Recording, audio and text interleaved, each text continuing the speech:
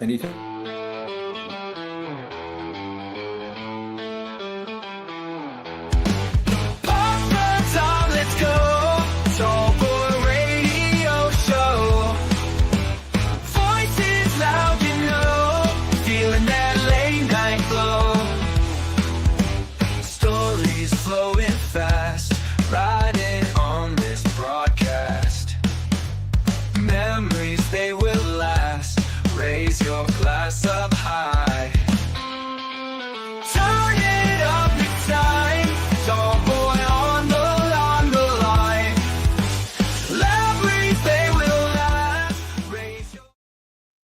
Welcome back to episode 270 of the Tallboy Radio podcast.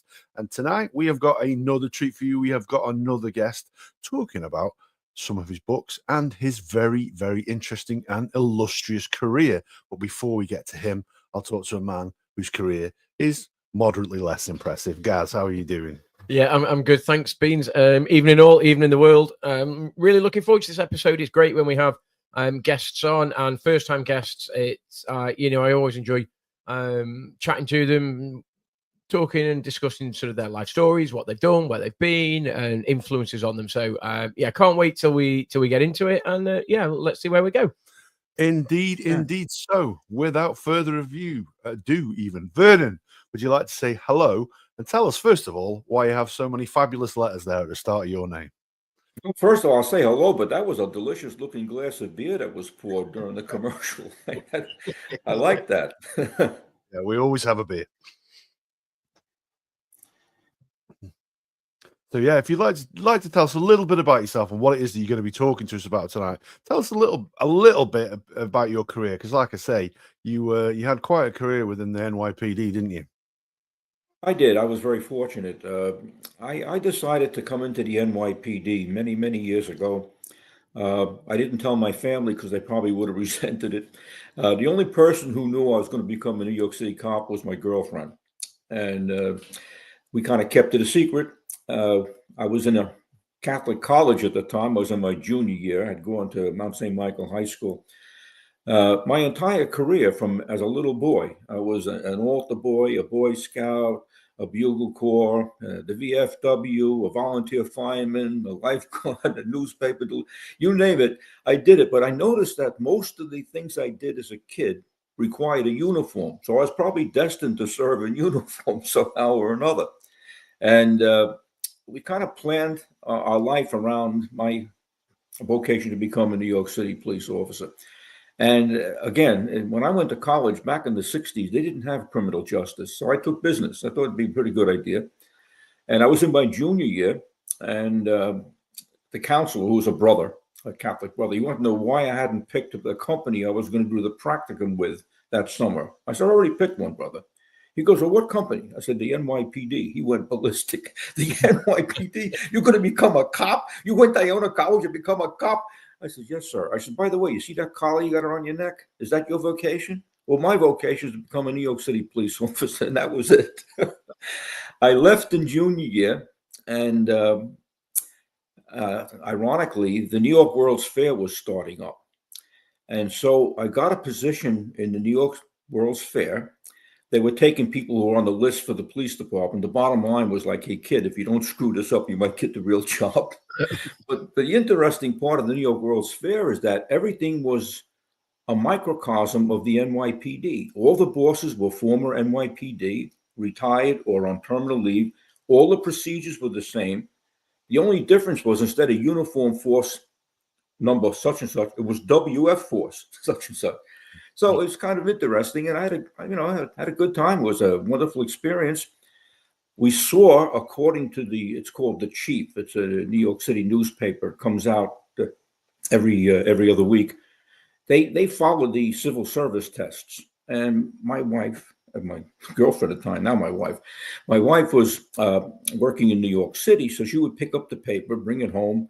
I'd look and say, well, it looks like there's going to be a class in December. So let's plan everything around that. So we planned our marriage for October 1964, expecting to get married, come back, go into the NYPD. And sure enough, we had a wonderful marriage. We went to Bermuda. It was a wonderful experience. I come back. I found out I'm laid off. I says, holy shit. I've had a job since I was 12 years old.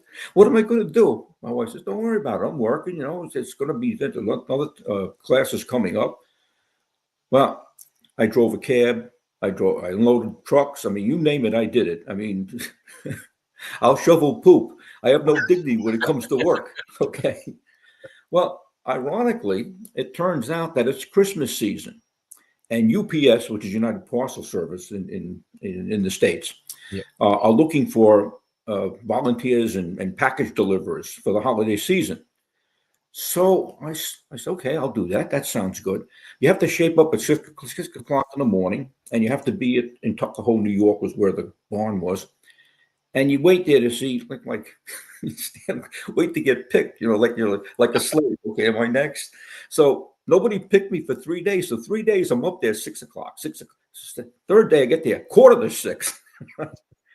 So apparently, they said, this he's here every day. Let's pick him. So they picked me. Next thing you know, I got a regular route. I got a truck. I'm a UPS guy. Wow.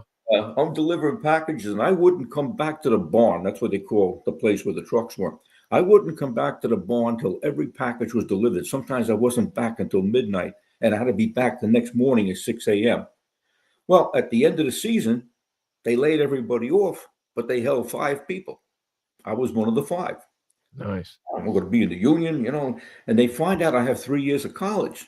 So they send me to UPS management school down in Manhattan. I don't tell anybody nothing. I'm on the list for the NYPD. That's what I'm waiting for. Well, as it turned out in February, the New York World's Fair calls me up and says, we want to bring you back. We're going to make you a sergeant. And we're going to put you in charge of liquor license. Well, I said, liquor license? What do I? You know why they picked me? Because I'm a dopey kid. I'll go out there, I'll take all the numbers down and bring them back. They get some old timers be in the bar all day drinking. So anyway, I never knew there were so many bars in the New York World's Fair. Every pavilion had a special private bar area for their special guests. So there were a lot of bars that I got to visit. I didn't get to drink, but I was like a stupid kid. And lo and behold, I get called by the NYPD, April 30th, 1965. Report down to the police academy, and we begin an outrageous career. Wow. Yeah, and it's been quite a career as well. It led you to some fairly heady heights as well, didn't it? So, we'll get to the homicide part at the moment, because that's how we sort of build this episode. Is you have got a very special interest in homicide and an area of expertise as well. But tell us a little bit about your journey through the police force, and and which other departments you found yourself in before you arrived. What is Mark wrong? Well, first you have to go through the police academy, but to me, the academy was a breeze. I had 3 years of college. Okay, I was scoring 100 every week, every exam. And then what happened? Some of the other characters in the class started calling me college boy. Meanwhile, the lieutenant announces that there's going to be a term paper required by each one of you. Term papers, no problem. I did term papers. Next thing you know, it's getting towards the end of the academy. So I raised my hand. Lieutenant, what do you want in this term paper? Well, I started insurrection. You asshole, what you tell the lieutenant for? I says, don't be stupid. It's part of the curriculum. Well, they were all bent out of shape. Next day was water safety training. So we go down to the pool, and there was this black instructor. Now, I was a lifeguard. I never saw a black man swim like that in my life. He went across the pool like a marathon swimmer, right? Then he jumps out of the pool and goes, okay. He says, we're going to have a water safety training. Who can swim? Who can't swim? So the can't swimmers went someplace else. He said, now we're going to practice life saving. I need a volunteer. The 3 jackasses in my class go, pick Geberth. He goes, get in the tread water. So he said, I'm going to grab you from behind like a drowning victim. And if you feel you're in trouble, tap me 3 times. So I don't say nothing.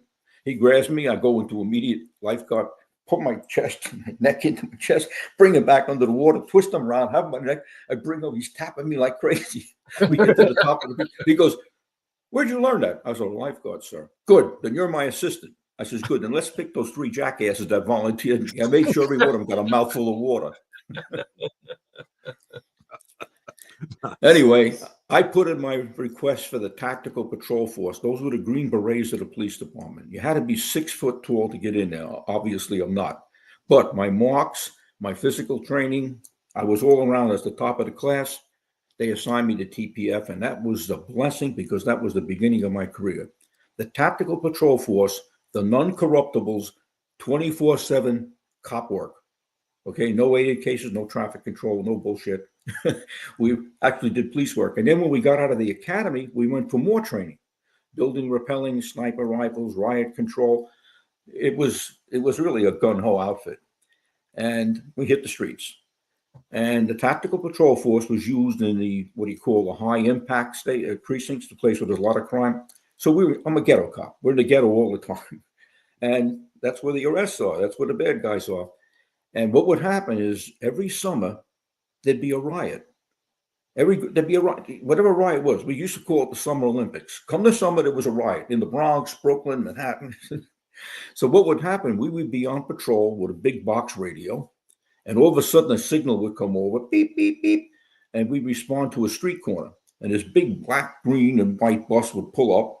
They'd give us axe handles. We turn our nightsticks in. We get on the bus, and the bus with 2 cars in the front, 2 cars in the back would respond to the riot area with these loud percussion sirens. Off the building. When we came into the riot area, the sirens would stop, and we would pound the nightsticks on the boom, boom, like Roman legions coming in. It would psych the people out. We'd pour off the bus into these V formations, go into the crowd, grab the troublemakers, stop the riot, then go back to the ghetto. Wow. That was pretty wild. Hey, you're not wrong. Yeah, pretty wild. I'd say that's very wild. Yeah. Yeah. And I was an arrest machine. I was locking people up left and right, guns, robbery. I mean, it was really, really crazy. Yeah. Wow, was that scary though? You must have been terrified at first going into that situation. Well, the truth of the matter is, these neighborhoods, I didn't come from these neighborhoods. I came from a tough neighborhood, but nothing like this. I think the biggest shock of my life was after all this training and stuff, we were 2-man patrols, but supper would be separate. So I was by myself. Now, my partner was 6'4". So they called us the Mutt and Jeff team, like this. I looked down the block. It's a summer night. The bonkers are going boom, boom, boom, boom, boom. You can feel the pressure in the neighborhood. I says, Vernon, if you don't walk down this street, you don't have a hair on your ass. You got to walk down the street. So I walked down the street by myself, and all of a sudden, this group of troublemakers on the stoop, they start going, "Hey, La Jara," which is Puerto Rican for O'Hara, because they think everybody in the police department's Irish. Anyway, so the guy starts calling, La Jara, and the owners next to him say, no, don't talk. That's TPF. Don't fuck with him. That TPF. so those 3 letters carried me through the initiation. Wow. Yeah. I mean, that is quite an initiation as well, isn't it? Yeah. I can't put myself in that situation. No. And you know, as a slightly on the wrong side of middle-aged man, I can't imagine myself being confronted by that. I suppose in a way, like the animosity, the ferocity of the riot, the crowd, whatever it may be, you know, going in there and you were the guy, right, you're with me, and just going in and getting it done, and then heading back to the yard and going, you know what, guys, we'll crack a beer open, job done for tonight. Let's do it all again tomorrow. I just can't imagine that. Well, yeah, when you made an arrest, you were immediately surrounded. You had to protect yourself. A lot of times we had to be extracted by other units to pull us out of the crowd. Wow.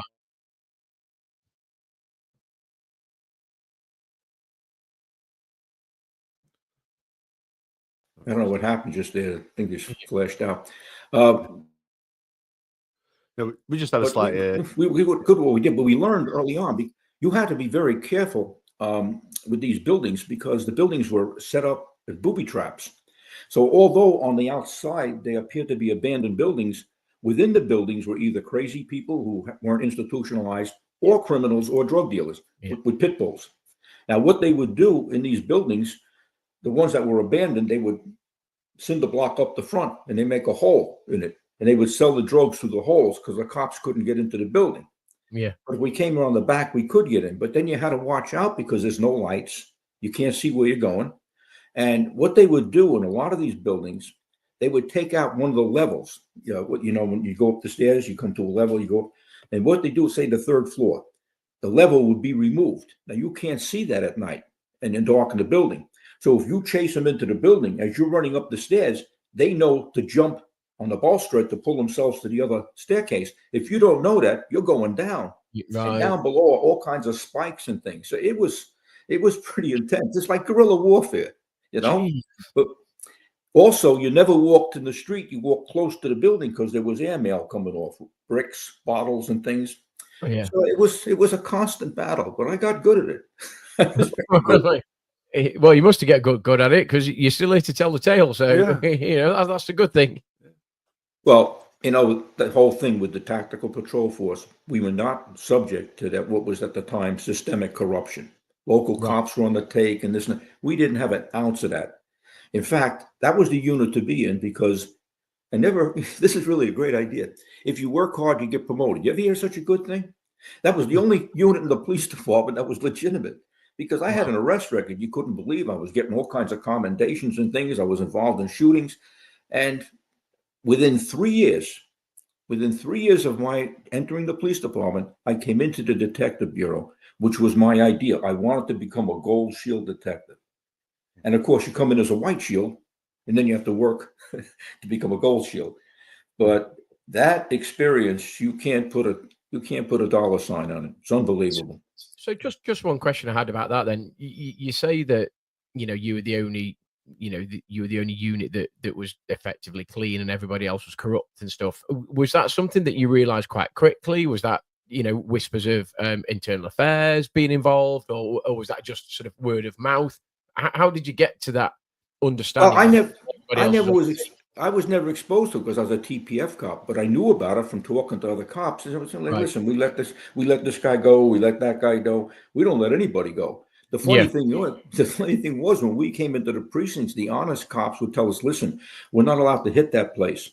Can you take care of it? No problem. TPF came in, we hit the place. Oh, okay. Nobody gets a pass. You commit the crime, you do the time. All right. So, and then I ended up in Bronx Narcotics, and that was pretty intense because now I'm working in plain clothes in these same areas with informants and with a partner, and made some big arrests. A couple of shootings, shotgun shooting. Guy opened up on us with a shotgun. Thank God my partner saw it. We ducked. We returned fire. Nobody hit nothing. Who scared the shit out of us. And then we made big seizures.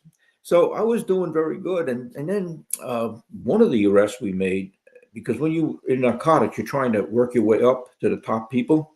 So you lock up the lower people, then you get to the middle people, and you get to the big guy. So we got a search warrant for the big guy.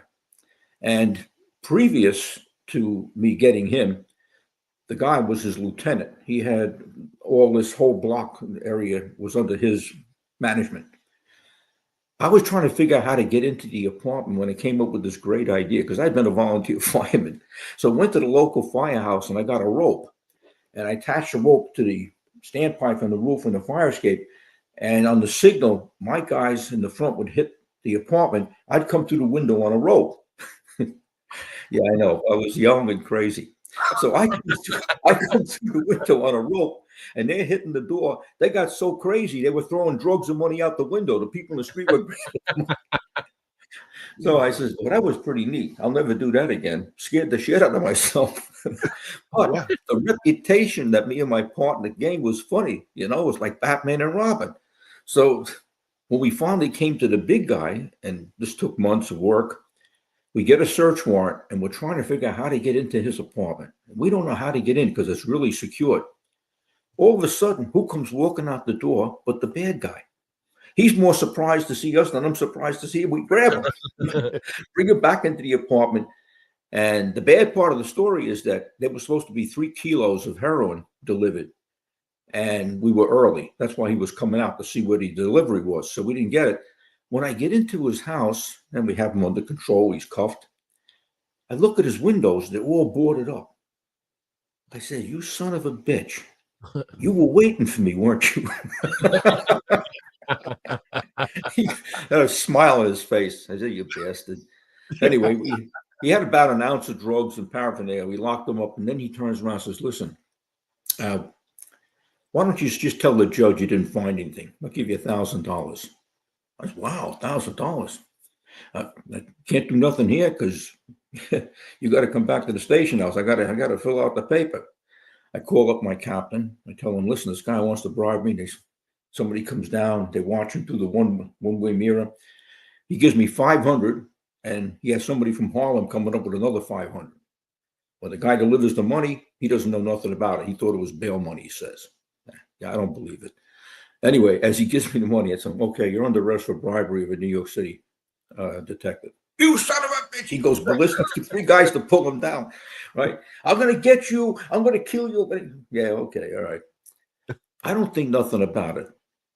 That's another arrest. In the meantime, I have like these letters of commendation from the Bronx grand jury for this outstanding work I have. We're coming back the night after the shooting with the shotgun. We've been up for 28 hours straight. We're exhausted. We come to a traffic light, and this guy stopped at the light's green. So he's either drunk or out, right? So we blow the horn. He jumps out of the car with a knife. I said, oh, yeah. We jump out of the car with guns. You want to go to a knife fight? I got a gun. He takes off.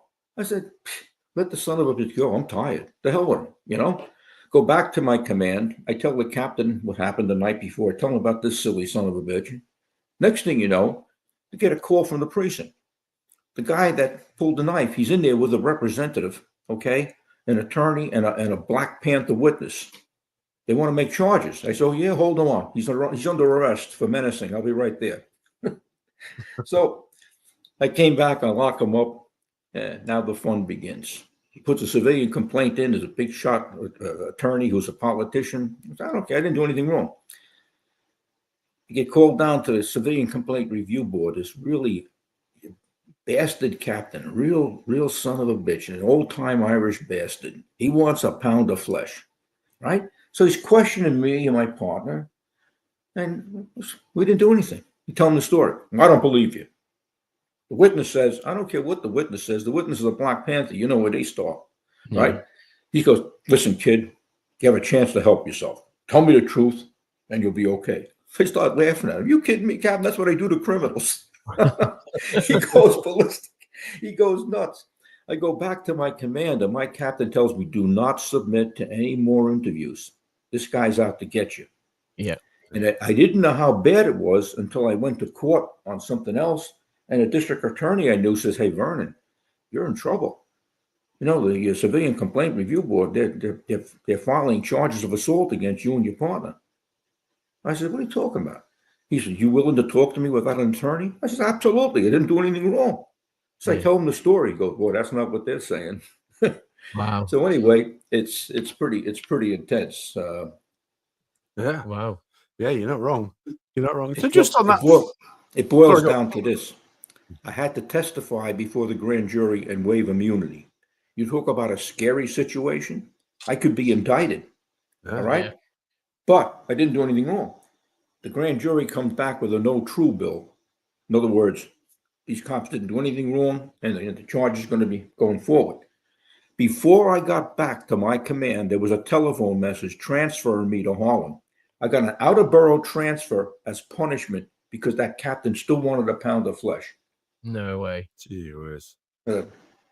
So no good deed goes unpunished. Well, ain't that the truth? Ain't that the truth?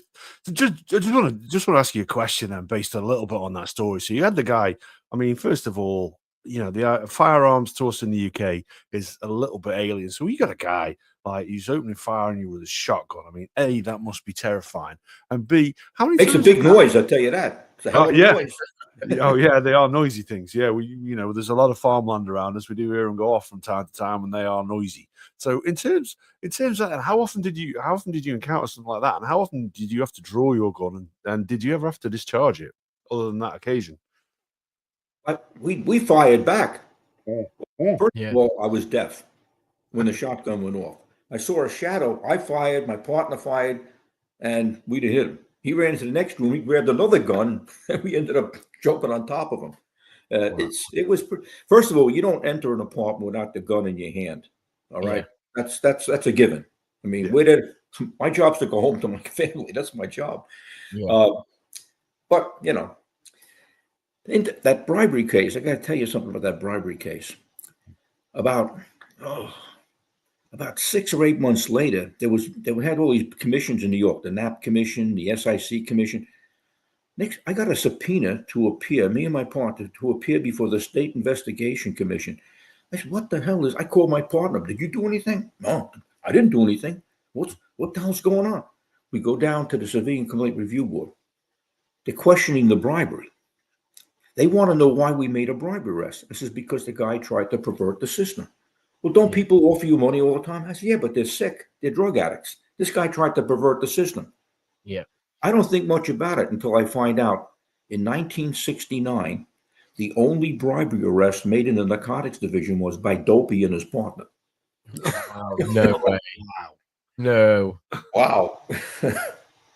Yeah. Yeah. Well, there you go. You made a name for yourself as well. Yeah. Well, yeah. Well, yeah. But talk about crazy stuff. Anyway, I do fine in Harlem, no matter where I am. I'm a ghetto cop. I ended up in the what was called the Taxi Truck Surveillance Unit, which was the forerunner of anti-crime. So me and my partners, we'd work in an unmarked car in Harlem and throughout Manhattan, and we'd make arrests. We made a lot of arrests, a lot of guns, a lot of robberies. During that time in that unit, I ended up getting 2 commendations and a number of medals. It's now December.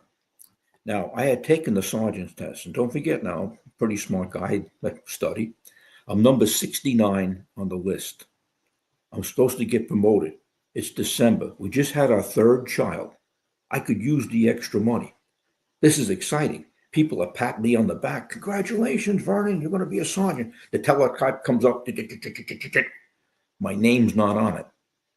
My commanding officer goes, what the hell's going on here? You're one of my best men. He calls downtown. That same captain said he can't get promoted. He hasn't been to the trial room yet. That fucker held me up from sergeant, and now I have to go back to the precinct, and I'm embarrassed. I'm disgusted. I put myself in harm's way for the people of the city of New York, and I'm getting screwed. I go back to the precinct, and that year there's a police strike. All the cops go on strike. I'm a detective. I don't go on strike. Now I'm patrolling a radio call. I said, you can't make this shit up. I ended up in robbery after that.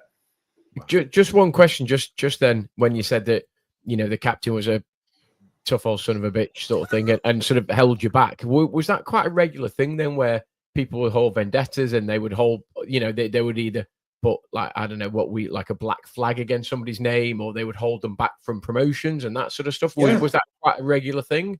Oh yeah, that guy was famous for it. Wow. I think he had notches on his gun handle. How many people he screwed, Wow. and I wasn't getting promoted. And then during that time, I'm in robbery, and this is the same year that the Black Liberation Army started assassinating police officers. We had 8 police officers killed that year, and I'm working those cases as a detective in the robbery in Manhattan, North, and Harlem. And one night we had Pianetti and Jones, Curry and Benetti were shot in the 2-6 precinct. They were machine gunned. They survived by the grace of God. I don't know how. I saw that police car look like Swiss cheese. 2 days later, Pigeon and Jones were killed in Harlem, and I was at that scene. And here's the problem. Now, you've heard of Columbia University, I'm sure. Yeah. Columbia University, New York, it's always been like radicals and left wings kind of crap. They're always protesting something. Well, these dopey girls, these college girls, they wanted to be bad girls. So they were hooking up with the Black Panthers and giving them safe places, like a safe house, to hide their guns and drugs. So we would get information and we'd go after them. And next thing you know, we're getting complaints for raiding college students' dormitories. I says, these ain't college students. These are radicals. So it was kind of crazy. Wow. Like we said at the start, it is quite a career you've had, and we've just had a little bit of a taster of it there. So after all of this, you find yourself working in homicide as well. Well, no, I don't get the homicide right away. First, you gotta, No. You gotta work your way into homicide. No, wait, we understand. Yeah, I'm in robbery, which is the next step. All right. Okay. So I'm off duty because in those days detectives didn't get paid overtime to go to court. And I'm off duty in Manhattan, and the next day's my birthday, and my wife's making us a nice family dinner. I can't wait to get home. I'm getting out early. It's 1 o'clock in the afternoon. All right, I'm not getting paid. I'm at the corner of Canal and Mulberry Street in Little Italy in Lower Manhattan. I see two guys grabbing somebody off the street and throwing them into the car. I says, oh my God, a hit. I said, I got to do something. So I blow my horn to the traffic cop to try to get his attention. He's busy directing traffic. He wasn't even looking. All I'm doing is calling attention to myself. Next thing I know, I'm chasing these guys. And now we're racing through the street. So I have a siren in my car because it's like a burglar alarm system. I activate it like I'm an unmarked car. I'm chasing these guys. I fire a shot, okay, and I put the gun towards them to make them think I'm shooting at them, right? They slow down. I come up alongside, I show my shield, pull over, right? Now they turn around. We're going the opposite direction down a one-way street, 50 miles an hour. I'm saying to myself, Jesus Christ, Vernon, you just got passed by for sergeant. You're chasing somebody in your own car. You fired shots. You must be out of your mind. But the adrenaline kicked in. I want to get these bad guys. Yeah. I drive them up on a street corner at Kenmore and Broome. The guy gets out of the car. He's got a gun, right? I shoot him. He goes down. I lose peripheral vision. I can't see what's happening on the right side of my body, but on the left side, I see this real big guy getting out of the car, running down the street. I said, he's too big to find. I'm going to have to shoot him. So I go to shoot him, and a woman in a baby carriage come over and take the gun away. I end up tackling him. All of a sudden, I hear these people yelling, "Don't move, you bastard! Don't move!" I figured, I'm in Mafiaville. I'm going to get killed. Do you know where I was? I was behind police headquarters. I didn't even realize where I was during this chase. Wow. And they were all cops pointing the gun at me. I said, I'm a detective. I go back. I find the complaint. He's brushing himself off. You have my diamonds? He had $100,000 worth of diamonds. This was a mafia-sanctioned hit. I saved the diamonds. All right, we go to court, and right away it starts. He starts getting threatening calls at home from the mafia. Tell the district attorney. He said, well, his lawyer's a mob judge. Let me talk to him. Oh, that won't happen again. We're very sorry. But, yeah, okay. I had vouchered the diamonds. I tried to, didn't want to take all the guy's stock. I said, we need one diamond to voucher. The rest you can take home, but we got to get pictures of it. I call the Rackets Bureau. I get permission. Everything's fine. I should have got the Medal of Valor for that. Instead, I get a commendation because the borough commander said, oh, he's got those charges pending. He's a cowboy. He probably knew about this and he did it on his own. Mm-hmm. I said, son of a bitch. I almost got killed. I said, the captain's happy again. All right, no problem. I'll suck it up. I'm the big boy. Jeez. Guess what happens? The case gets dismissed without us knowing it.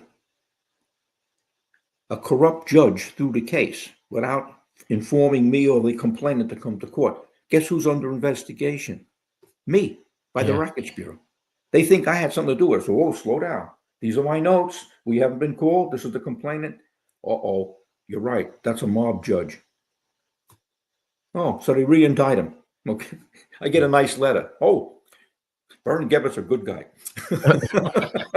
I was going to ask him one of the questions that I was going to ask was was there any involvement with the mob? Because obviously, to myself and Beans over in the UK, obviously, we hear stories about the mob back in the day in New York and then Chicago and various other places. And I was going to ask about your involvement with the mob. Obviously, you've just told one story. Was there any other sort of involvement with any sort of, I say, famous mob families or anything, particularly when you were in maybe robbery, but then obviously when you then went into homicide a little bit later? Well, here's the best part of the story. 6 years later, I get a call from my friends in intelligence. Hey, Vern, remember that car chase you were in Little Italy? I says, yeah. You know who you were chasing? I said, no, the other guy got away. John Gotti. No. Who's John Gotti? Really? No, he's on a wire. He's on a wire talking about this crazy maniac in his own car chasing me, firing shots out the window. He's talking about me. Wow. Wow. So the answer is yes, I have had some contact with him. Yeah. Brilliant. That's quite. Yeah. Well, then I get promoted to sergeant, but before I get promoted, I have to go to the trial room. Don't forget, this captain's holding this over my head. So I go to the trial room, and that's a kangaroo court. That's automatically going to find me guilty, right? Except that who's there as my witness, but the district attorney from the Bronx. He's there as my witness, and he tells the judge what happened and what this captain did. The judge goes ballistic. You did this to this man who risked his he got chastised. It was really good. Got beat up, but I still didn't get promoted. I had to wait a couple of months. Did So I anything got happen promoted. to- I got did anything promoted happen to that eventually. captain, though? Was anything happen to him? Was he, you know, was there a black mark against him? Was he investigated or? No, that was his job was to be a bastard. He was a Wow, professional bastard. really? And I beat him. And he didn't like that. I get promoted to sergeant, and it was funny because I went to a precinct. I lasted about 3 weeks. I drove the commanding officer crazy because I don't tolerate any of that crap in the precinct level stuff. I don't do that.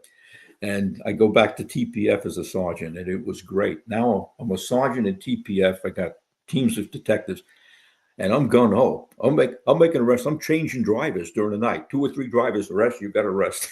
The one guy, he had been a sergeant's driver, which means he doesn't get involved in anything.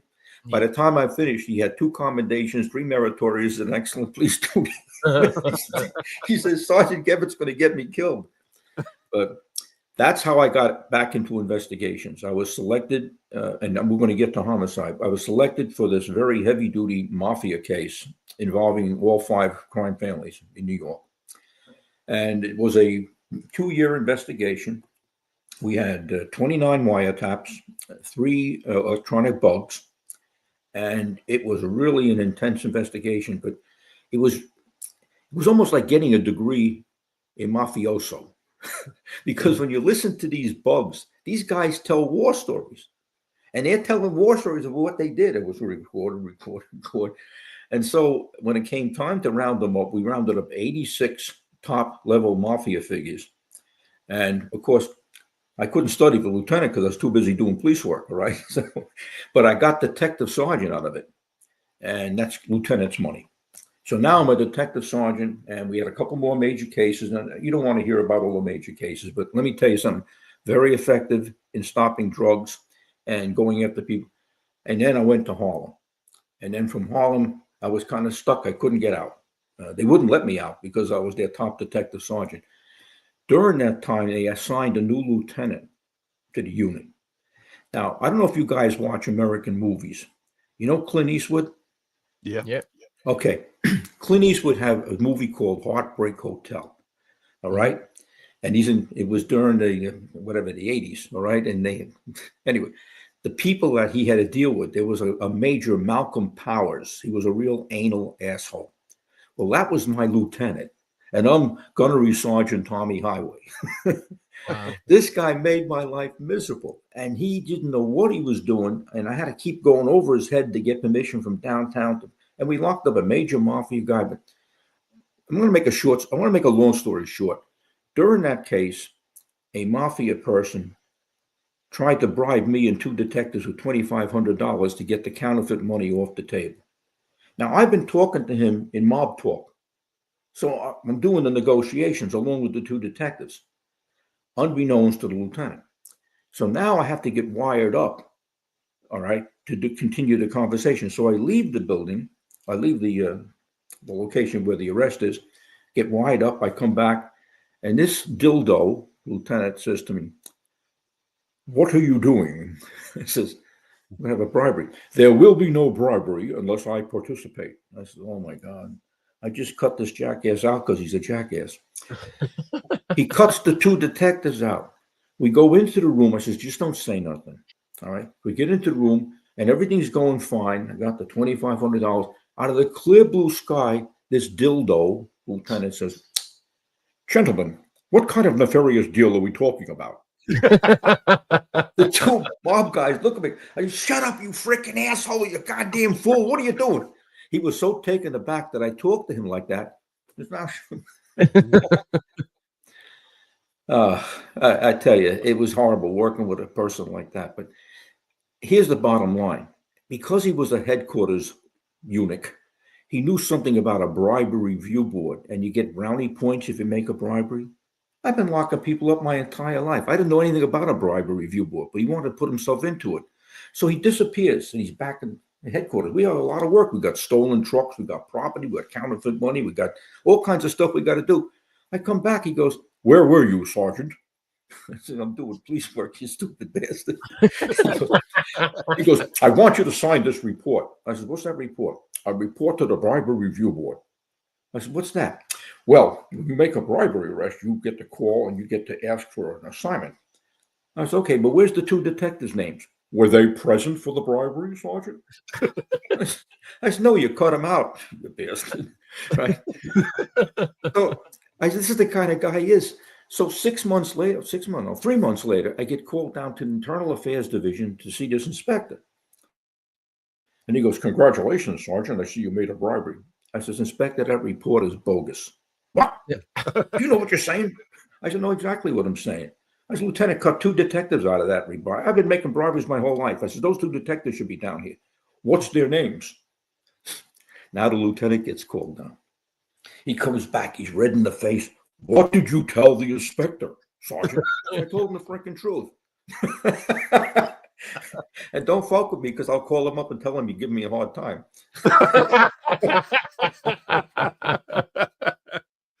Gee whiz. That's Brilliant. how I got to homicide. Brilliant. I Absolutely put my brilliant. request in. I ended up in the busiest zone in the city, in the South Bronx, the 7th homicide zone, like the 7th Cavalry. We're under attack. 225 homicides a year in a 6.5 square mile area. Wow. That's where you learn homicide.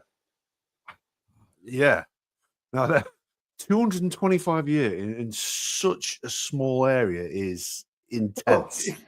Blocks and blocks of what looks to be abandoned buildings, but really loaded with drug people, crazy people, and then operators. Everybody's got a gun. Everybody's armed. It's really scary stuff. And made some great arrests in 7th homicide. But I was a smart detective, Sergeant. I wasn't about to come into this unit and start telling people with 15 and 20 years in service how to do their job. Don't forget, I'm in narcotics for 5 years. I got to get off narcotics. I got to get out of it. I want to relearn. So the first thing I said to the lieutenant was, by the way, Lieutenant, what are we reading on homicide? He says, we don't read here, kid, we do. I said, oops. Bad question. So I haven't been around for a while, haven't been a detective sergeant. I know who the sharp people are. When I was teaching classes, I would tell people this. Listen, you want to find out who the good people are and who the bad people are. What you do is you gather everybody together and you say, okay, everybody pick a partner because there's good cops, mediocre cops, and screwed up cops. Everybody pick a partner. They do. The person left over is the screw up. Okay. You don't want to work with you. I picked who I thought were the best people. And I said, I'm going to be hanging out with you guys. Oh, boss, give us a break. I said, no, I want to relearn. I want to watch what you do. I'm going to ask a lot of questions, but I'm not going to tell you what to do. And I did. I started making notes to myself. On my days off, I would go to the library. They didn't have Google in those days. They didn't index cards. Okay. I went and Googled index cards. I got the information. I got the books. There were only 3 books that were any good as far as an investigation. And I began looking at those and then looking at what we had. I go through the cold cases. I noticed that most of our arrests, there was always a confession. I said, what about evidence? I said, it'd be nice to have evidence, you know? So they looked at me like I had 2 heads. I was into forensics. So I was really getting good at this stuff because I was going down to the ME's office. I was doing watching the autopsies, coming back, and I was learning from different cases, and I was putting together my own protocol. Now that checklist became the nucleus of my textbook, Practical Homicide Investigation. That's how it started. Right. And it only expanded from there as I continued to learn. Then I went to the FBI Academy because they wanted to tap into my head because the FBI is famous for doing that. You know, they bring you down, debrief you. They want to find out what you do, then they say they do it. Anyway, I go down there, and there was no doubt in my mind after watching what they had that I should write a textbook because they had other people's cases with their names on it. They were good with forensics, though. And so the next thing I know, after the FBI Academy, they're calling me up to do teaching for them. They want me to teach for them, different police departments. And now my own department says, hey, if you can teach for the FBI, you can teach for us. So I ended up teaching the Chief of Detectives Bronx Homicide School, which was a big deal. I got 1 hour the first time. Now, let me tell you something about NYPD detectives. That's a tough group of people. Yeah. Can you imagine getting in front of 225 of these people looking at you up there teaching, saying, what the hell are you doing up there? What are you going to teach me? Yeah. And I said, no, I'm not going to teach you nothing. You guys know everything, but I'm here. Let me show you what I got. When I finished, I was the lead instructor. I had 4 hours every time I went down there. They loved what I did because I just told it like it is. I said, by the way, I said, when we have something good, we need to share it. Got to learn from each other. And the standard procedure was, if I tell Ben that he'll be as smart as me. I said, if you were that smart, you wouldn't be in the police department. Listen, let me tell you how it works. We're a team here. We're team together. And so it became part of the protocol. And a lot of the stuff that I incorporated in my book became part of the NYPD's homicide protocol. Checklists and crime scene sign-in sheets and all kinds of stuff. And it got so bad at one point when I was a detective sergeant that certain people in the crime scene wouldn't respond if I was at the scene because they knew they were going to have to do extra work. Wow. And one of their favorite things was like, there's something called like reagents, blood reagents like lumenthal. They use luminol, and you can enhance blood stains in a crime scene. So I said, I want you to luminol that bedroom. Can't do it, boss. Why not? It's carcinogenic. I said, can you spell it? If you can spell it, you don't have to do it. So I got my way. Yeah. Wow. Brilliant. Yeah. So your book is available to buy, and it's certainly, if you buy it in the UK, it's certainly a pricey tome as well. So there's a lot of work got into that, then, hasn't there? Writing that textbook took me 5 years to put that book together.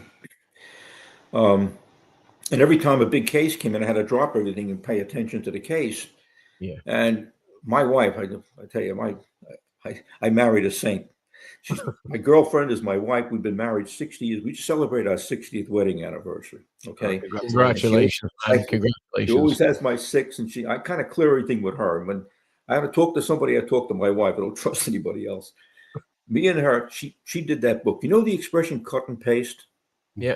Okay. Let me tell you what cut and paste is. It's my wife typing it 8.5 by 11 and us cutting it and rearranging the paragraphs, gluing it with Scotch tape and her retyping it. That's cut and paste. Wow. It 5 years. And when I finally had the book, I was so proud. I got a publisher and everything else. And I thought I was going to be congratulated. No, this is the NYPD. You don't write a book. It comes out. The local newspaper in NYP, the Daily News, the cop who wrote the book on murder. Man, that's pretty catchy, you know. Next thing I know, I get a call from an internal affairs captain. Sergeant, congratulations on writing that textbook. By the way, you're under investigation. I says, for what? You violated department protocol. You put pictures in the book. I says, you're pretty stupid, Captain. Before I requested permission, I asked for official pictures. Okay. I never said I just official pictures. I had my own pictures. I was getting pictures from the FBI, from agencies across the country who wanted to be part of this book because it was the first book written on homicide in 20 years by a practitioner. So I'm under investigation. Meanwhile, the police commissioner is thrilled because he went to the same college I went to, and he has a copy of the book. And the FBI is singing my praises. So I'm saying I'm in pretty good shape.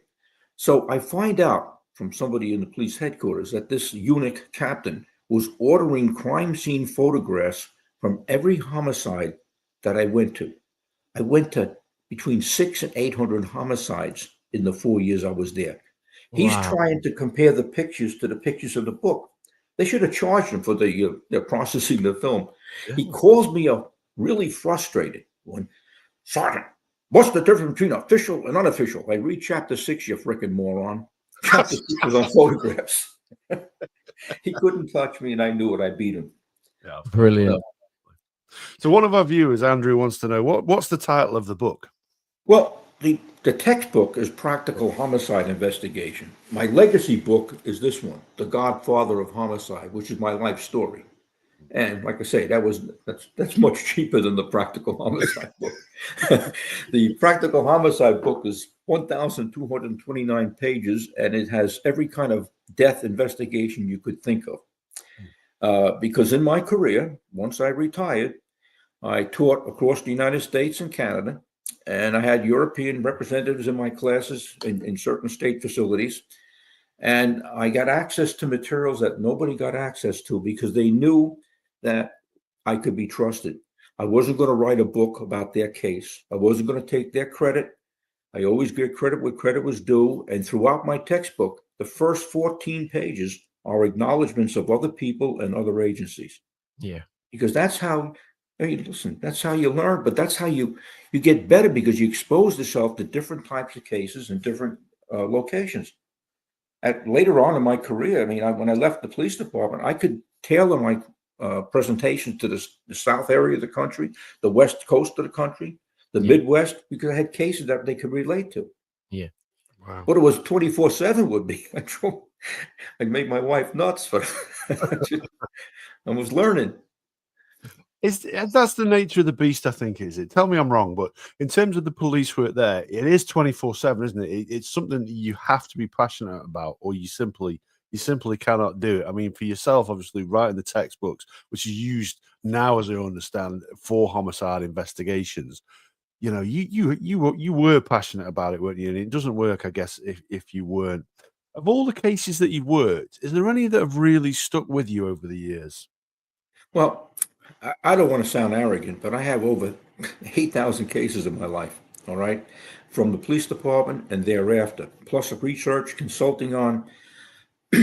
Every case to me is special for either the victimology of who was killed or the nature of the case. Now, like the term, the Godfather of Homicide. I didn't call myself the Godfather of Homicide. I'm not arrogant enough to do that.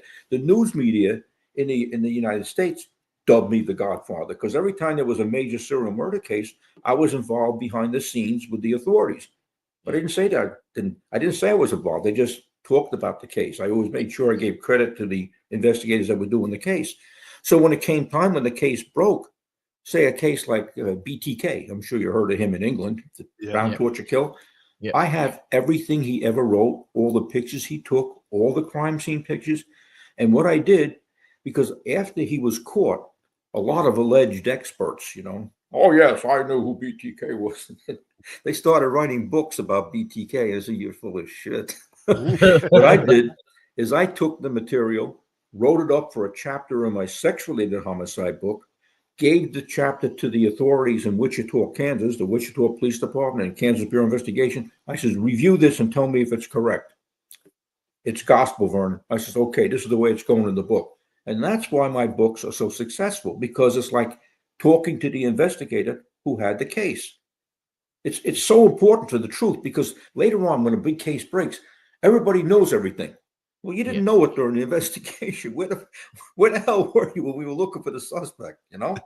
So it's hard for me to answer the question. There's different cases that I like for different reasons. And one case, I had the first DNA case in New York State. But I attribute that to your Dr. Alec Jeffries, in England, who came up with DNA. Now, I happen to have a good friend who's a microbiologist. He was our chief serologist in the New York City Medical Examiner's office. And he would always be telling me, Vernon, something's coming. So it's something coming from England. It looks really good. So he was a student of this. So I'm feeding off of him.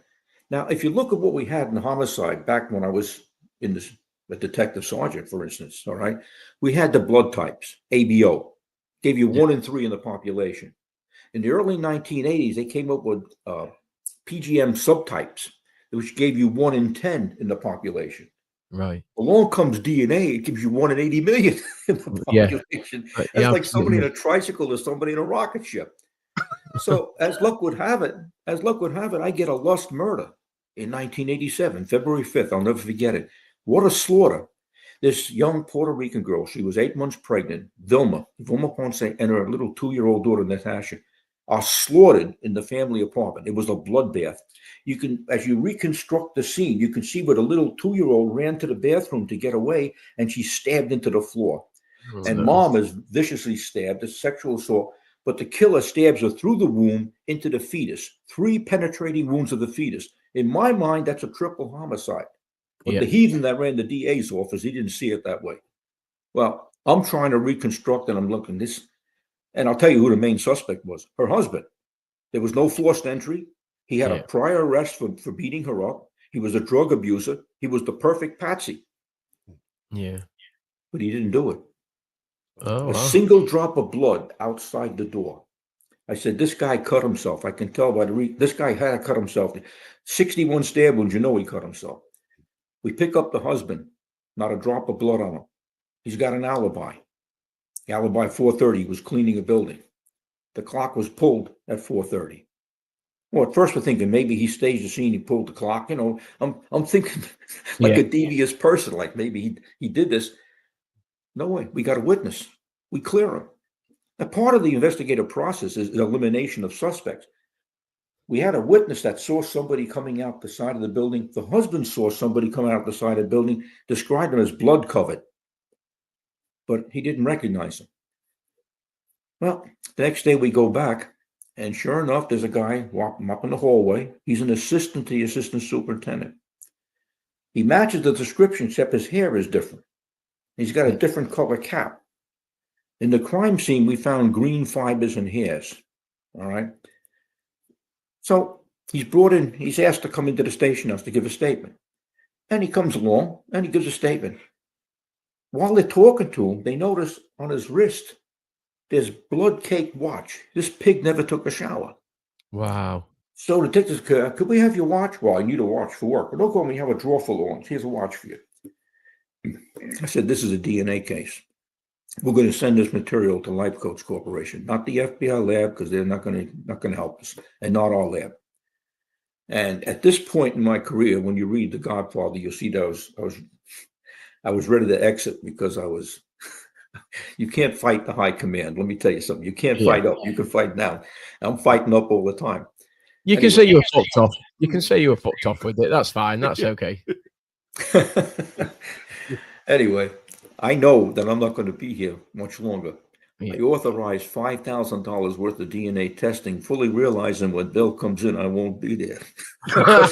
I'm a real murder cop, okay? I don't get mad. I get even. Nice. Anyway, this DNA not only solved this case, but it turns out 1 year earlier, another woman had been raped and murdered in another building he was assigned to clean, and the DNA matches him. That's the power of DNA. Yeah. And so what I loved the story of the case that took place in Lickishire. The two little girls, 15 years of age, the little Linda Mann and Dawn. 3 years apart. They find these girls' bodies nude, right? Stabbed. There was rape, murder. 1983, there's no result.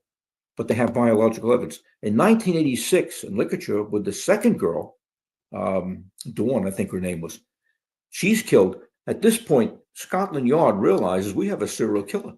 Yeah. And it's an intense investigation. And so they end up locking this guy who was, I don't want to be nasty, but they say he's limited. He confessed to one of them, but not the other one. Okay? So that's when they said, listen, let's get a hold of this Dr. Alec Jeffries, because he's a geneticist. Let's have him look at the evidence. And so Dr. Jeffries comes in, and he comes back with I said, I got good news and bad news. The good news is I can biologically and molecularly link these two victims to one donor offender. The bad news is you guy got under arrest, didn't do it. Wow. So this suspect becomes the first guy in the world's history to be eliminated by DNA. Wow.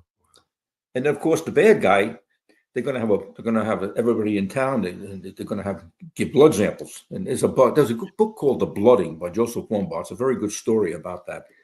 He pays somebody to give blood in his name. All right. And he has a couple of dollars in pocket. He goes to a pub. He starts bragging. Yeah, this is on Colin Pitchfork, because the perp's name was Colin Pitchfork, which is a perfect name for a perp. Wow. They snap him up. They get his DNA, get his blood, his match. That was the first case in the world. Second case was Orange County in Florida, and the third case was me, the first case in New York. Wow. So, wow. And then because of the power of DNA, things we couldn't do can now be done. Yeah. And you only have to look at, in a way, the amount of cold cases that, because of the advancement with DNA and, like I say, homicides going back 20, 30, 40 years that were unsolved back then are now being solved with, the help of DNA and all of this sort of the carbon dating and everything else that's going on. And that's the protocol of practical homicide investigation. Yeah. Preserve your evidence. Preserve it, because you don't know what's coming down the pike. Correct. So Yeah. in the case in England, they preserved the evidence from 83. It was available for 86. Okay. Same with these cases you're talking about, with the 40 years old. The evidence was preserved. It can be evaluated. Things we couldn't do now can be done. So you follow the practical homicide protocol. Incredible. So I just want to ask you about another book that you've written there. You referenced it there. It's Sex-Related Homicides and Death Investigations. Wow. Yeah. I mean, if that isn't the grittiest title of a book I have ever read, I don't know what is. I mean, did you read the book?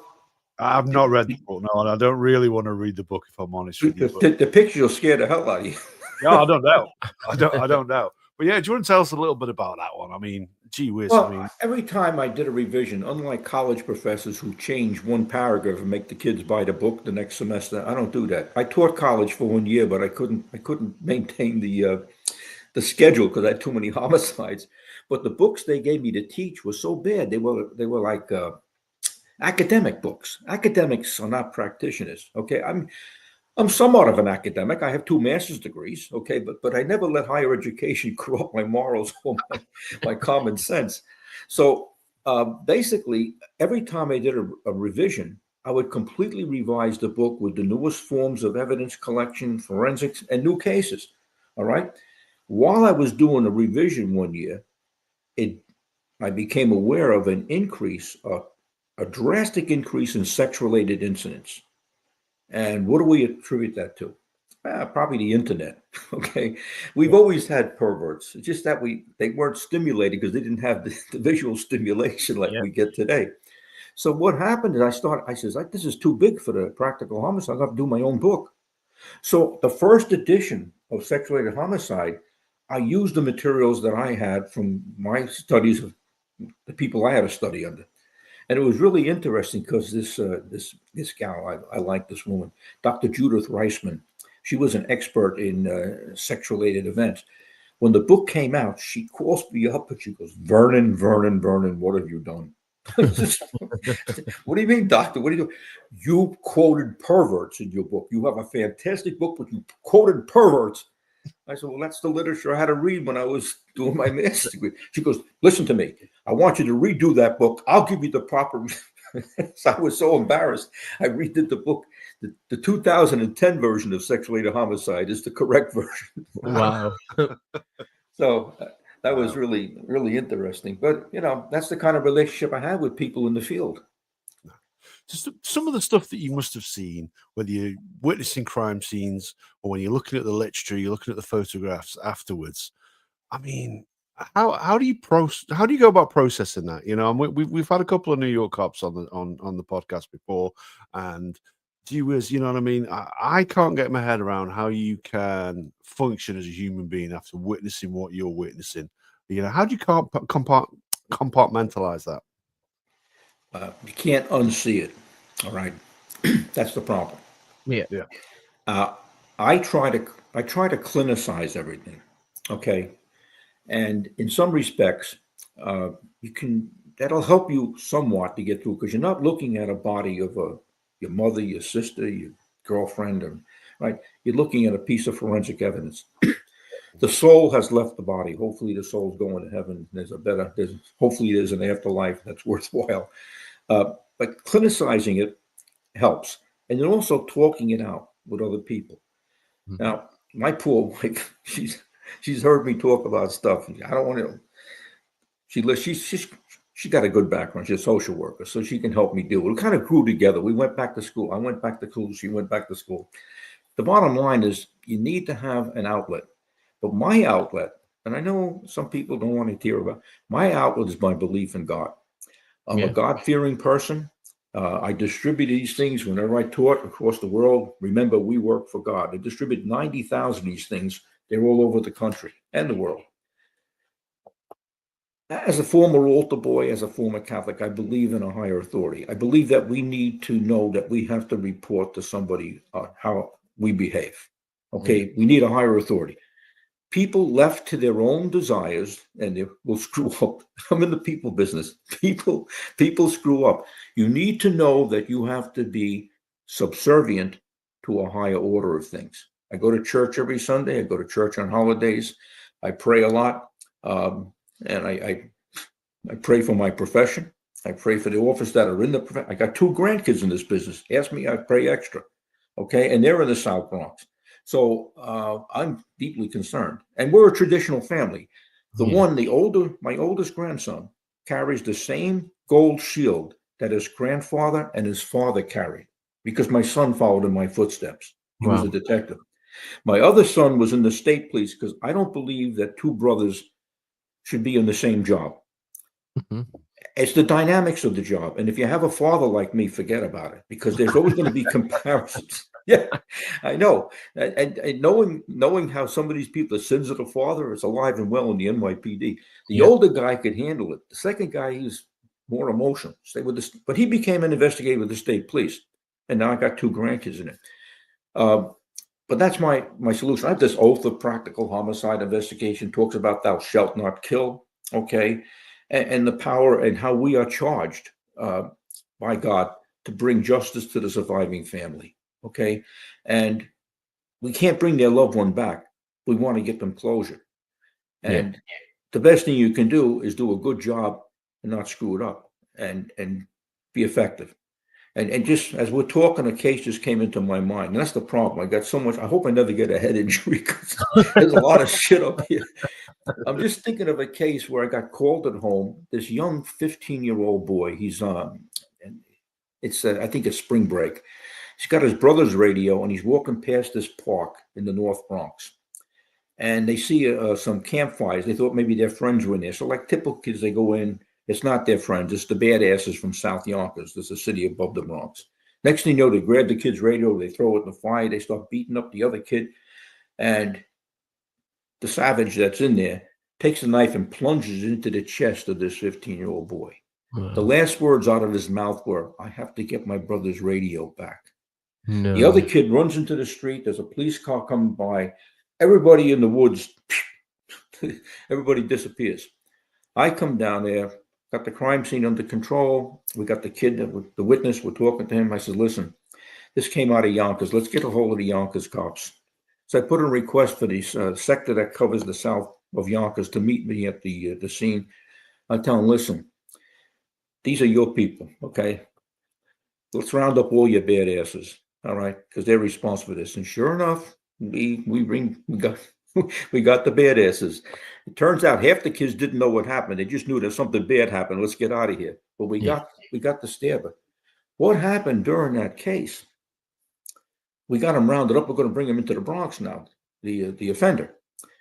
Patrol sergeant from Yonkers shows up. "Nobody's going anyplace. You guys from New York, you screwed me with the Son of Sam case." I says, "I don't know anything about the Son of Sam case. I'm Sergeant Geberth. I'm from the 5-0 squad." "Well, you're not taking him. It's our arrest." I says, "What are you going to lock him up for, Sergeant? Where's the crime? The body's in the Bronx, okay? Your guys assisted us. I'm going to make sure you get full credit for this, but the case is our case, all right? You're helping us." "Oh, you screwed me." I says, "Okay, I can see it's personal. I promise you're not going to get screwed, okay? This is a very important case. We got to make the arrest." To make a long story short, we made the arrest. That sergeant became my best friend, because every time there was an incident on the South Bronx and Yonkers, "What do you need? What do you need, Vernon? Whatever you need." But why I remember that case is along with one of the detectives, had to make the death notification to the family. And it was devastating. This was their oldest boy. He was going to Catholic school. He wasn't part of the public school system. He was never in trouble. They had to go make the identification of the body. We went to the funeral, show our concern. I made sure there was somebody there at the medical examiner's office. But here's why I remember the story. It's about, I'm going to say 3 or 4 years later. I'm now the commander of Bronx Homicide. I'm responding to a body case in the North Bronx as a supervisor. It's on a college campus. A body was in the water. As I pull into the campus, security guard approaches me, and he says, "This way." He goes, "Mr. Geberth, I just want to let you know that me and my family pray for you." I look at him. I see his name, Skolin. That's the man whose kid was killed. He's aged 20 years. So Wow. hunched over. I said, hey, thank you so much. I pray for you and your family. And that was such a hippie, right in the middle, you know? And in cases like that, and I have a lot of cases like that where I'm involved with the family, and it's so devastating because you can't do anything else for them except solve the crime, you know? Yeah. So there's all kinds, every case has a different meaning to me. I had one, I don't know how much time we have to talk, but I don't mind. I have a case where the son of a bitch killed his wife. He was on the list for one of the 3 police departments, the city, the housing, and the transit, and he's a scumbag. And he kills his wife. His wife had been recently given birth to a baby, and as a result, she was suffering postpartum depression. And postpartum depression is a common thing for women who are pregnant, and she had been given a prescription for Ativan.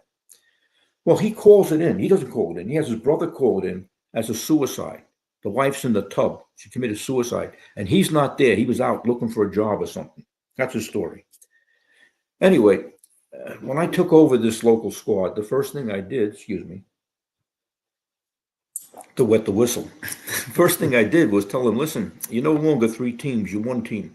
When the phone rings, I don't want to hear anybody saying, oh, they come in at 4 o'clock. No, you're 1 team. We're all together. And I want everybody taking each other's cases because we're 1 squad. All right.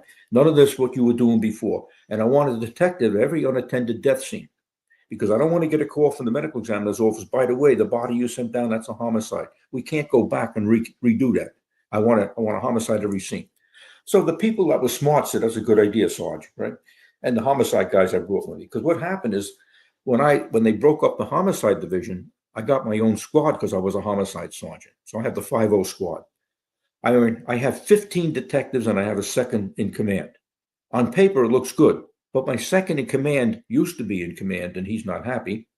And 10 of the other people are from the old school. They don't do shit. And I bring 5 racehorses in. So on paper, it looks like I got 15 people. I really have a dysfunctional family. Okay. Yeah.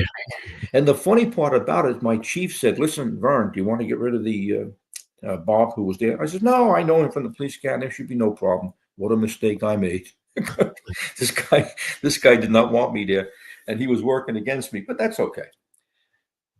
Wow. Case comes in and I'm by myself. My regular detectives are at court.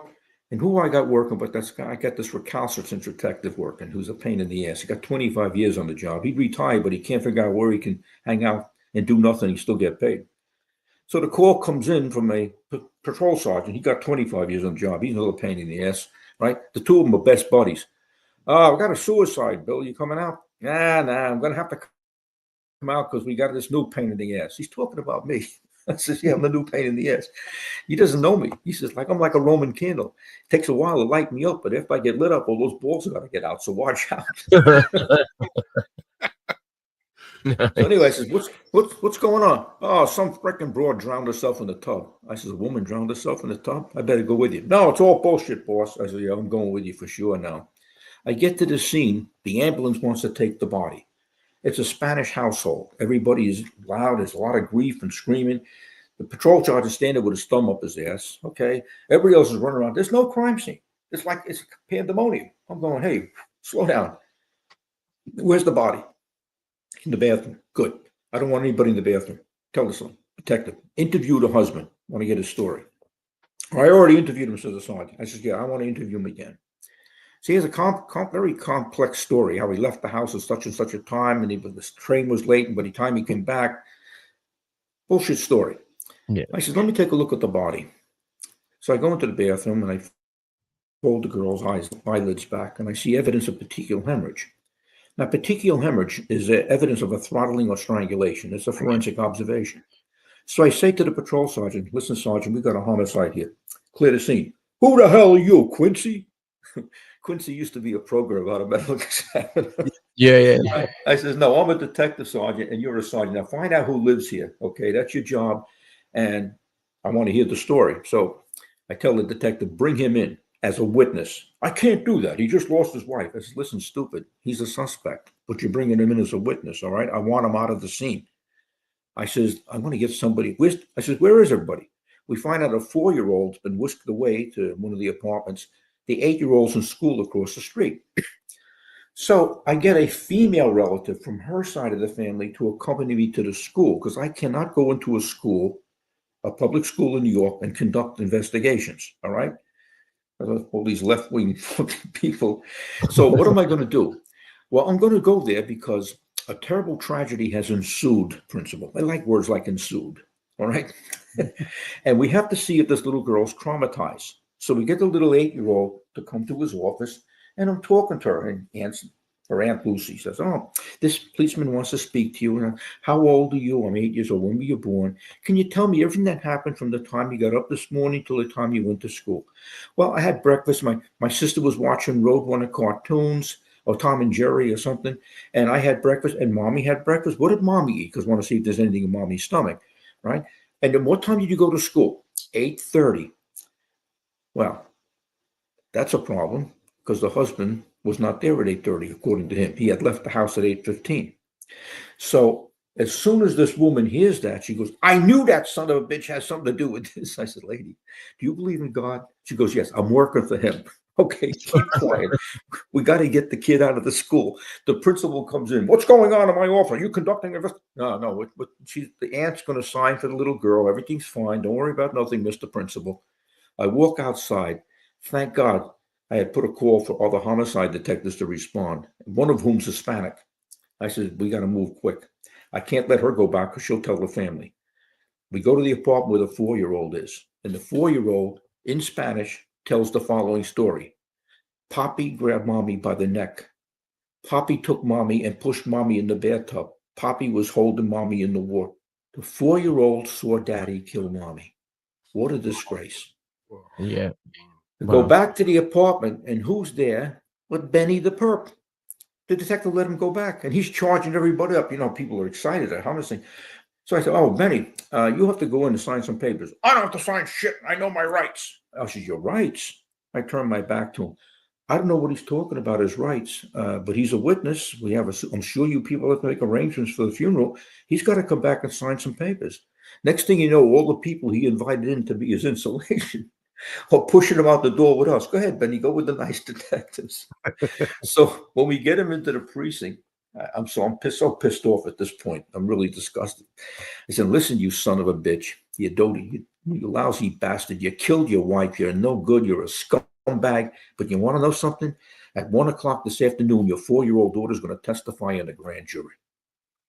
Now, do 4-year-olds testify in the grand jury? No. Can I say that they do? Yes. Why? Because we work for God.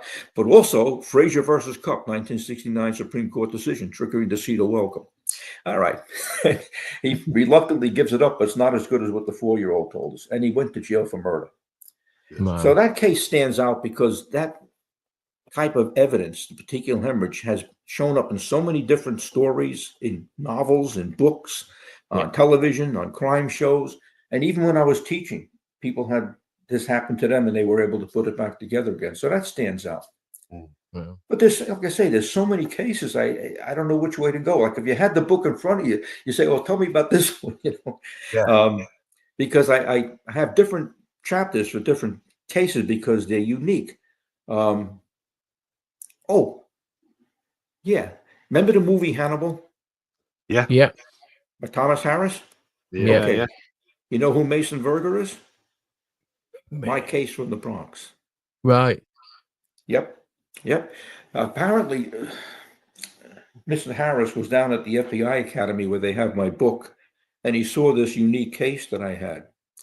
And the case came in when I was a squad commander, detective sergeant. The case came in early in the morning. We had 2 calls, one from the hospital requesting detectives on a serious assault, one from the patrol sergeant at the crime scene requesting detectives at the crime scene. So I stopped at the hospital on the way over to take a look. What a mess. There was a bloody mess, a complete bloody mess and gauzed up. I get to the crime scene, and the story is he was supposedly assaulted. Well, in the bathroom, there's a couple of drops of blood. That's not very much blood for an assault. I go into the living room, and I see this recliner, old leather recliner, and I see a smashed mirror. And I say, "Son of a bitch, I pick up, with my gloves, I pick up a piece of mirror. It's got blood on it. This guy was under the influence of PCP, okay? While under the influence of PCP, he smashed the mirror and began to peel his face from his skull. Literally, all face, and he gouged out an eye. And what's he doing with the face? He's feeding the dogs. Now, how do I know that? Because I'm in the scene. I can't find face. I got to save face, right? The only explanation are the dogs. So I says, bring the dogs down to ASPCA, have their stomachs pumped, and get back to me. I'm going to the hospital, right? Sure enough, we get a bag of face. Back at the hospital, there's like surrounded doctors, nurses. I said, I got to get a statement. I says, I want to find out what happened. All right, who's going to be a witness? So that cleared him. I covered a half the crowd. I says, get the gauze off his mouth. I get next to him. I said, what happened to you? Yeah. His teeth are chat. I says, holy shit, I lost it. I'm talking to a cadaver and the cadaver's talking back. I finally lost my mind. Anyway, he did it to himself. Now, because that was such an interesting case, and because I'm forensic oriented, I followed the case through his reconstruction and how they built him a new face. His brain was fried from the amount of drugs. Okay, the PCP, which is a pennycycline, but basically almost made him immune to pain. He was given a surgical procedure called a pectoral flap, where they cut the chest and they graft it to the skull. It develops its own blood vessels and begins to build a face. Then they cut it and they graft it again. And basically, he has a semblance of a face, but only one eye. All right. And he became award of the state. Hundreds of thousands of dollars to put this idiot back together again, but he's not back together again. Yeah. But what happened is when that movie came out, I'm getting calls from UPI and AP, the news media, because they have my book. They use my book in the news media, right? So they said, are you aware that your cases? I says, no, I don't. I haven't gone to the movies for a while, and I haven't read the book.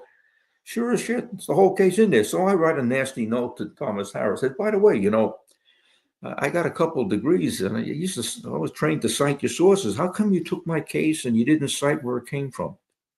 6 months later, I get a Xerox copy of his apology because he thinks his signature's worth money. Wow. Sergeant Geberth, I apologize for the oversight. In all future editions, you will be recognized. I'm not going to sue anybody, but what a jackass. Yeah, absolutely. Wow. I mean, to be honest with you, I have loved listening to your stories. We generally wrap these things up around about an hour, but we've run over tonight, and I'm not even sorry for that. I'm sorry about that. No, don't apologize. No apology needed. We've really enjoyed it. It's been fascinating. It is quite a career that you've had, and I suspect we've only just scraped the surface of it. Well, the career got better because I went on the road and I taught. I became a consultant. Every major serial murder case I was involved in, I was a talking head on television and providing information that the general public could get a sense of what was going on. But I never stopped learning. And that's the secret. Of course, the secret is you end up with a book like this. It takes 2 hands and an arm to hold it up. Right? But that is the Bible of practical homicide. Yeah. The other book, The Godfather, I didn't write this book to make money. I wrote this book as a legacy. I want to be able to tell my grandkids what Grandpa did. Yeah. And so as I'm doing the book and got some nice reviews on Amazon, I'm saying, wow, I think I was destined to do this. I think that I surrounded myself with the armor of God, and I went out there and saw the unseeable and was able to articulate it. That's a blessing. It is a blessing, and to be honest, it's been a blessing for us to listen to just a little insight into what you've done there as well. Did you want to give a shout out then to where people can pick up your book? So if anybody's listening to this, they can go and pick it up. I know Andrew, who was on earlier, had asked where the books can be bought. Sure, they can go to Amazon, and also on my website, I have papers. A lot of times I'll do a clinical report, and I like to make it available to law enforcement. So www.practicalhomicide.com is my website. and it has a lot of information. But the book for the Godfather of Homicides on Amazon. Yeah. And I see some nice reviews from people I haven't seen for years. It's kind of nice to hear from them. But once again, like I told you earlier, it's like this is a one-hit wonder. It's like an old rock and roll song. Okay, it's not going to be a bestseller. Well, you say that. I would say, long may it continue. It's been absolutely fascinating listening to you, listening to your sort of backstory, and listening to all the stories that you've been able to sort of accrue over the years that you can put into the book. And we say this to not every guest that we have, but it certainly feels like there's another episode at some point down the line where we can perhaps tap into various other stories. And so, if you were willing, Vernon, we'd love to have you back on again at some point, just to tap into some more of your backstory and some more of the cases that you've sort of alluded to. And I, for one, will be absolutely fascinated and look forward to that again if you were willing to sort of come back on at some point. Well, you made me feel very welcome. You wore a New York shirt. That's it. Especially for you, Vernon. Especially for you. Genuinely purchased in New York as well. Purchased in New York. So there we go. But I escaped from New York, my friend. It's out of control. So it's like the movie Escape from New York. Yeah, get out of there. Absolutely get out of there. Yeah, it's not the place to be. No. Wow. Yeah. So just leave it to me then to thank you very, very much for sparing up some of your time. This is one of those episodes that I've been looking forward to for quite a while, and I can tell you, I know I'm speaking for Gaz when I say this, absolutely did not disappoint. I have absolutely loved. I thank you for the opportunity. It's the people in England to find out about me. I made sure I gave a call out to Dr. Alec Jeffries, though. Okay, absolutely. He was the guy behind DNA, and I certainly appreciate it because they never would have solved that case. That in itself is incredible. When I listen to this back and I edited it, there's going to be bits that I'm reflecting. I think, I probably should have asked a little bit more about that. But just sitting here and listening to you, it has been an absolute honor. So thank you very much for your time. And Stuart, who's chimed in on a few comments as well, he says thank you for your service, and I'll echo that as well. I appreciate it. Thank you very much. No worries. Yeah, you too. Thank you. Appreciate it, Vernon. Take care. Take care. Thank you. Bye-bye.